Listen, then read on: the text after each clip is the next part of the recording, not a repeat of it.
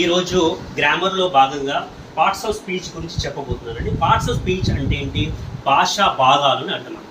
So మన English లాంగ్వేజ్లో ఉన్న అన్ని వర్డ్స్ని, అన్ని పదాలను కలిపి ఒక 8 పార్ట్స్గా విభజించారు.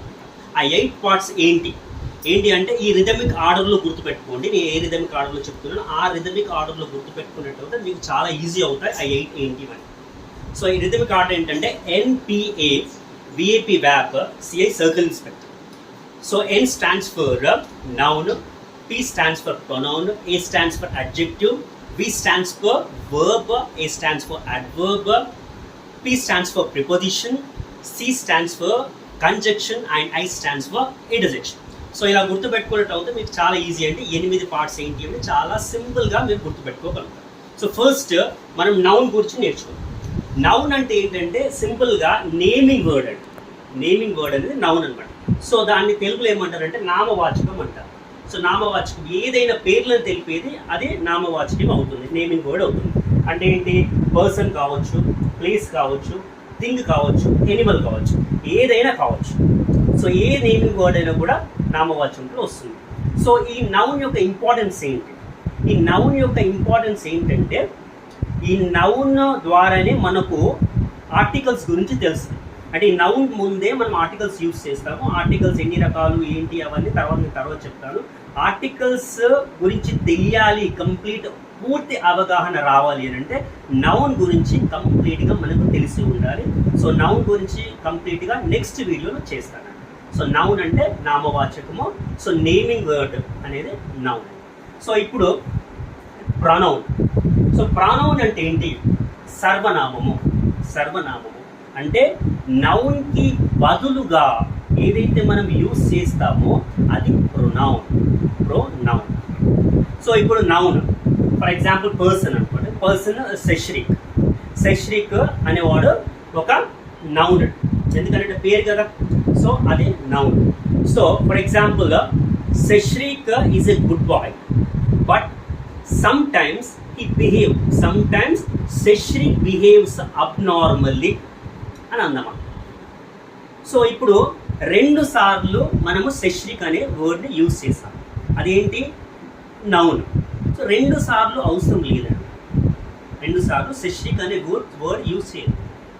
ఎందుకంటే 2-3 సార్లు, ఇప్పుడు 3 సార్లు వచ్చినప్పుడు 3 సార్లు అది అన్నెసెసరీ కాబట్టి. సో నౌన్కి ఇప్పుడు నౌన్ ఏంటి? ఇక్కడ శశ్రిక్ అనేది నౌన్. శశ్రిక్ బదులుగా మనం ఏం యూజ్ చేయొచ్చు? హీ అని యూజ్ చేయొచ్చు. Shashrik is a good boy but sometimes he behaves abnormally. Shashrik బదులుగా హీ అనేది మనము యూజ్ చేస్తున్నాము. అదేంటిది? సర్వనామము అని. ఇంకో example, Sita is a good girl. Sita is a good girl but sometimes she will not perform well in studies. But sometimes she will not. మళ్ళీ ఇక్కడ సీత అవసరం లేదండి. షీ అంటే ఏంటి? ఇక్కడ సర్వనామము, ప్రొనౌన్ ఇక్కడ. మళ్ళీ ఇప్పుడు some times she prepares not well అన్నాం కదా. సో అక్కడ ఏంటి? ఆ సీత అనేది మళ్ళీ యూజ్ చేయాల్సిన అవసరం లేదు. సో ఇక్కడ శశ్రిక్ అయినా సీత అయినా ఏంటి అక్కడ? నౌన్. సో నౌన్ బదులుగా మనం ఏది యూజ్ చేసినా కూడా అదేమవుతుంది? ప్రొనౌన్.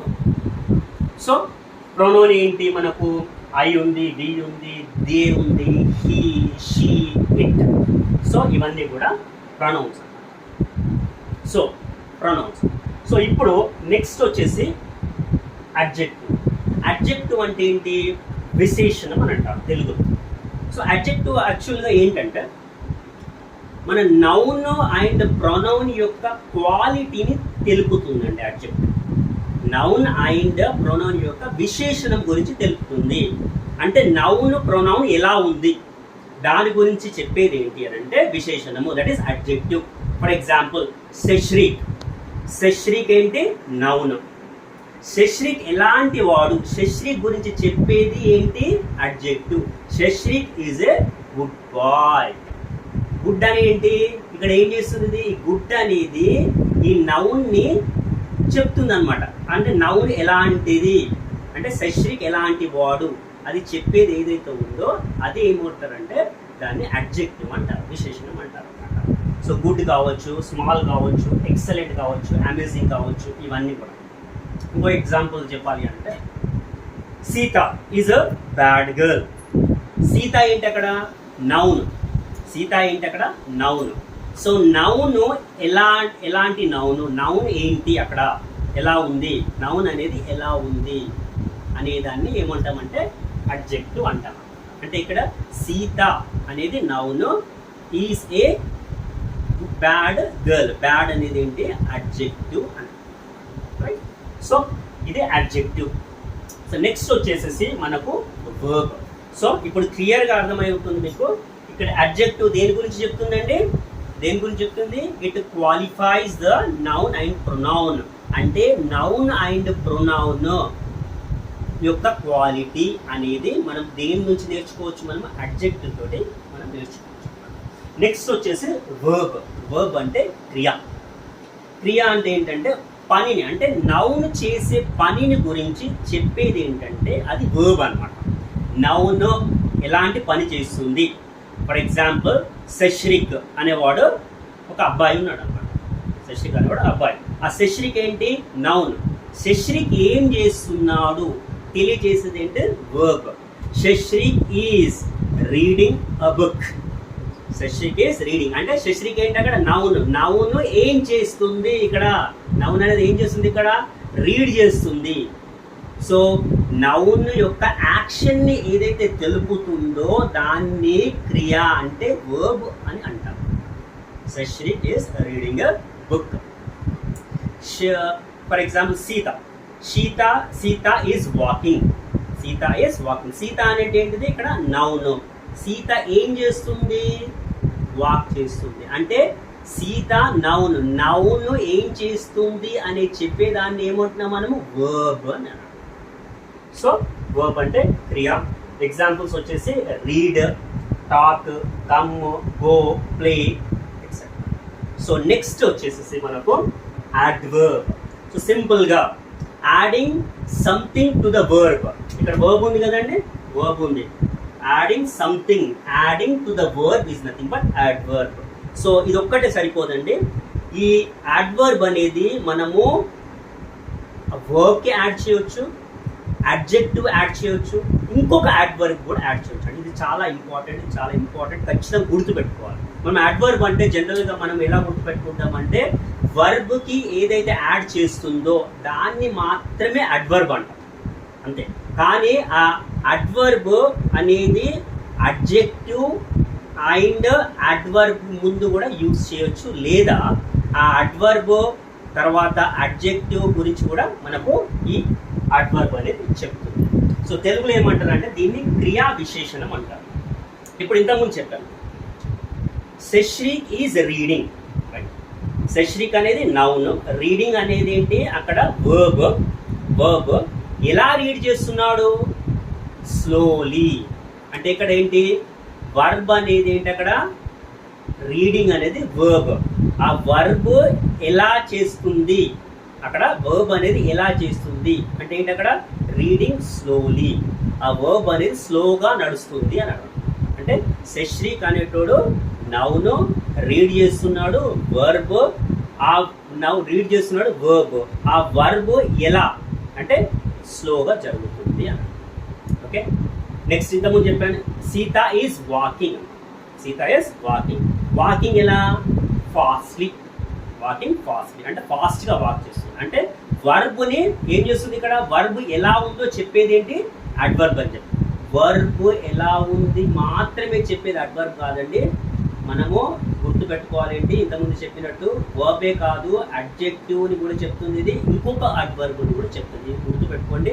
ముందు క్లాసులో క్లియర్గా ఎక్స్ప్లెయిన్ చేస్తాను. ప్రతి ఒక్క దాని గురించి నేను సపరేట్గా చేస్తాను, దాంట్లో క్లియర్గా మీకు ఎక్స్ప్లెయిన్ చేస్తాను. సో అడ్వర్బ్ క్రియ విశేషణం ఎగ్జాంపుల్స్ వచ్చేసి very, right? Very. He is moving very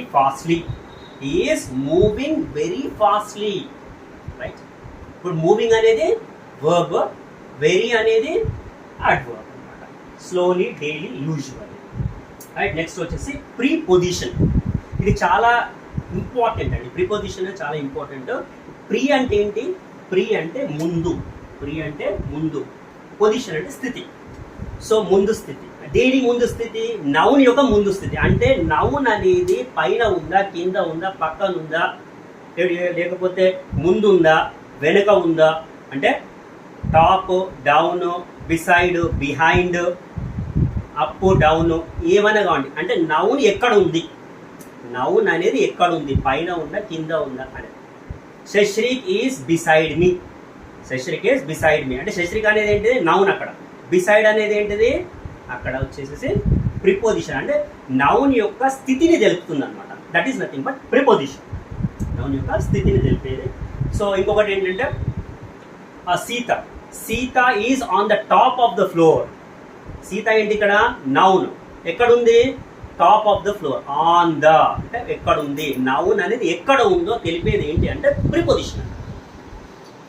so దీన్ని ఏమంటారు తెలుగులో? విభక్తి అంటారు. So on, in, upon, below, behind, before, ఇవన్నీ వచ్చేసేసి మనకు ప్రిపోజిషన్ కిందకి వస్తాయి. నెక్స్ట్ వచ్చేసేసి మనకు కంజంక్షన్. సెవెంత్ పార్ట్ వచ్చేసి కంజంక్షన్. కంజంక్షన్ అంటే సముచ్చయం, కంజంక్షన్. సో సింపుల్గా మనం ఎలా గుర్తుపెట్టుకుంటాం అంటే జంక్షన్ అంటే ఏంటంటే రైల్వే స్టేషన్ ఉంది, రైల్వే జంక్షన్ ఉంది. రైల్వే జంక్షన్ ఏం చేస్తుందండి? రెండు స్టేషన్ని కలుపుతుంది. అంటే రెండు స్టేషన్లు అంటే ఎక్కడి నుంచి వచ్చినా కూడా ఒక జంక్షన్ అనమాట. జంక్షన్ అంటే తెలుసు కదా, ఒక జంక్షన్, అన్ని స్టేషన్లు ఒక దగ్గర ఉండడం అనమాట. అది అది అది జంక్షన్. సో అన్ని రైల్స్ ఒక దగ్గర, అంటే ఎక్కడి నుంచి వచ్చినా, నార్త్ నుంచి వచ్చినా, సౌత్ నుంచి వచ్చినా, ఈస్ట్ నుంచి వచ్చినా, వెస్ట్ నుంచి వచ్చినా, ఒక పర్టికులర్ ప్లేస్లో అవన్నీ కూడా ఒక జంక్షన్ లాగా అక్కడ కలిసిపోతాయి అనమాట. That is nothing but junction. So ఇక్కడ ఏంటి? ఇక్కడ కంజంక్షన్ అంటే ఏంటంటే, కంజంక్షన్ ఏంటి ఇక్కడ? So it is nothing but ఎలా అయితే రైల్వే స్టేషన్ జంక్షన్ ఏదైతే కలుపుతుందో అన్ని వాటిని, సో ఇక్కడ కంజంక్షన్ కూడా సెంటెన్స్ని కలుపుతుంది లేదా వర్డ్స్ని కలుపుతుంది. సో అట్లాంటిది ఏంటంటే కంజంక్షన్. అంటే ఏంటి? తెలుగులో వచ్చేసి సముచ్చయము అని అంటారు. అంటే ఇప్పుడు మనకు Shashrik and Sita are going to the market. Shashrik and Sita అంటే ఇప్పుడు ఏంటి? ఈ శశ్రిక్, సీత ఇద్దరు నౌన్ అనమాట. ఆ నౌన్ రెండింటిని ఏం చేస్తుంది? ఇది అండ్ అనేది జాయిన్ చేస్తుంది అనమాట, జాయిన్ చేస్తుంది. సో ఇలా రెండు వర్డ్స్ని కానీ లేదా రెండు సెంటెన్స్ని కానీ అది ఒక పర్టికులర్ పార్ట్స్ ఆఫ్ స్పీచ్ అనేది చెప్తే దాన్ని ఏదైతే ఉందో దాన్ని ఏమంటామంటే కంజంక్షన్ అంటాం. తెలుగులో వచ్చేసి సముచ్చయము. అండ్ కావచ్చు, బట్ కావచ్చు, సో కావచ్చు, ఆర్ కావచ్చు, ఐదర్ ఆర్ కావచ్చు, నైదర్ నార్ కూడా కావచ్చు. ఇదనమాట. So last parts of speech వచ్చేసేసి ఇంటర్జెక్షన్. అంటే ఇంటర్జెక్షన్ అంటే ఏంటి? ఆశ్చర్యార్థకం అనమాట. ఆశ్చర్యం అంటే it is nothing but sudden expression, sudden feeling. For example ఎవరైనా చనిపోయారు అనుకోండి, అలాస్ ఈజ్ డైడ్ అంటారు. సో అది అలాస్ అనేది ఇక్కడ వస్తుంది. తర్వాత hurray, we won the match, oh మేము గెలిచాము అని చెప్పడానికి చాలా ఆనందం, సడన్ ఎక్స్ప్రెస్ అన్నమాట. ఓ వి లాస్ట్ ద మ్యాచ్. సో ఇలాంటి సడన్ ఎక్స్ప్రెషన్స్ అనేవన్నీ కూడా మనకు దేనికి వస్తాయి అంటే ఇంటర్జెక్షన్స్ వస్తాయి. So this is nothing but parts of speech అంటే భాషా భాగాలు. సో సింపుల్గా ఏంటి? పార్ట్స్ ఆఫ్ స్పీచ్ అంటే భాషా భాగాలు. ఇంగ్లీష్లో ఉన్న అన్ని పదాలను 8 పార్ట్స్గా డివైడ్ చేశారు. ఆ 8 పార్ట్స్ ఏంటంటే ఈ పార్ట్స్ ఆఫ్ స్పీచ్ అండి. సో నెక్స్ట్ ఏదైతే ఉండదో, వీడియోలో ఏదైతే ఉందో దాని ఒక్కొక్క దాని మీద సపరేట్గా నేను ఒక్కొక్క దాని మీద ఎక్స్ప్లెయిన్ చేస్తాను క్లియర్గా. ఇది చాలా ఇంపార్టెంట్ అండి. సో ఇది ఎందుకు ఇంపార్టెంట్ అనేది మీకు తెలుస్తుంది. సో స్పోకెన్ ఇంగ్లీష్ తోటి మనకు ఇంగ్లీష్ వస్తుందంటే రాదని కాదు. కాకపోతే ఏంటంటే మనం గ్రామటికల్ ఎర్రర్ ఉంటే ఎక్కడో ఒక దగ్గర మనకు చాలా ఇబ్బందిగా ఉంటుందండి. అంటే మాట్లాడేటప్పుడు చాలా ఇబ్బందిగా ఉంటుంది. ఎలాంటి ఇబ్బంది అని అంటే మనం మాట్లాడేది కరెక్టా కాదా, గ్రామటికల్గా కరెక్టా కాదా అనేది మనకు కొంచెం అది ఉండిపోతుంది, మైండ్లో ఉండిపోయి ఏంటంటే మనం ప్రాపర్గా అటర్ చేయలేము. సో అలాంటి ఆలోచనలో ఉంటుందంటే ఖచ్చితంగా మనము గ్రామర్ నేర్చుకోవాలండి. సో ముందు క్లాసులో ఇంకా నేను ఎక్స్ప్లెయిన్ చేస్తాను. So thanks for watching.